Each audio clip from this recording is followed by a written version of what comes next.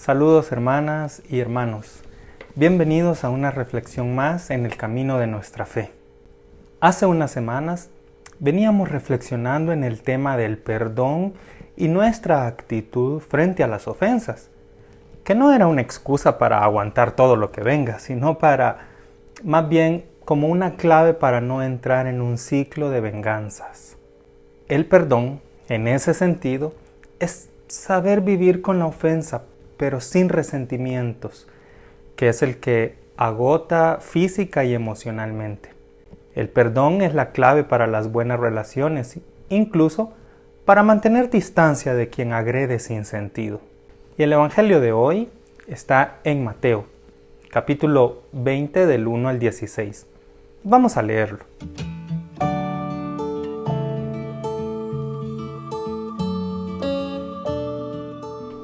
Y dice así: el reino de los cielos se parece a un hacendado que salió de mañana a contratar trabajadores para su viña. Cerró trato con ellos en 1 denario al día y los envió a su viña.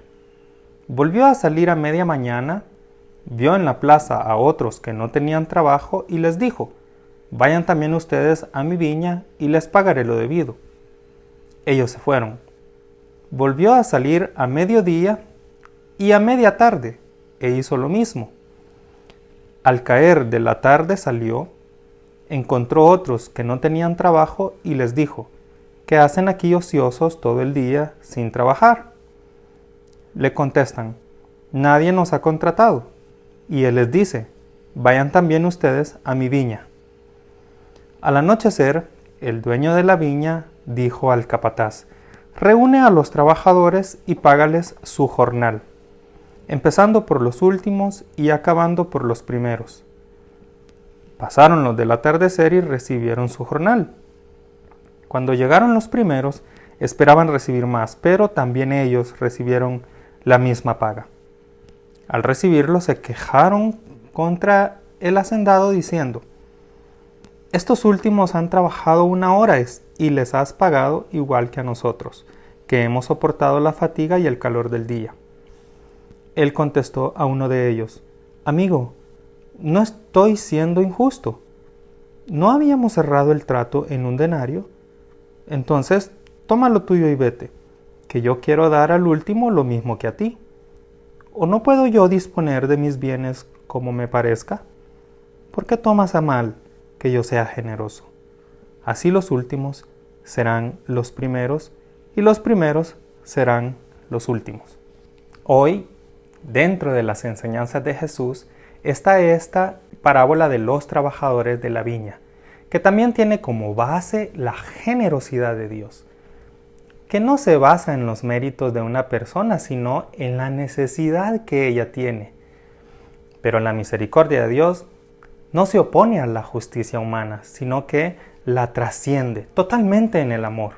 Por eso Dios no es injusto al ser generoso.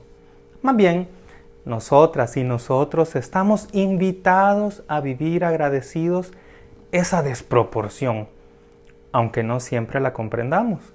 Por eso, ese dueño de la viña le dice al trabajador que se quejó: amigo, no estoy siendo injusto. ¿Acaso no habíamos cerrado el trato con 1 denario o con el salario de 1 día? ¿Por qué tomas a mal que yo sea generoso? La gracia de Dios va mucho más allá de los parámetros de la justicia humana.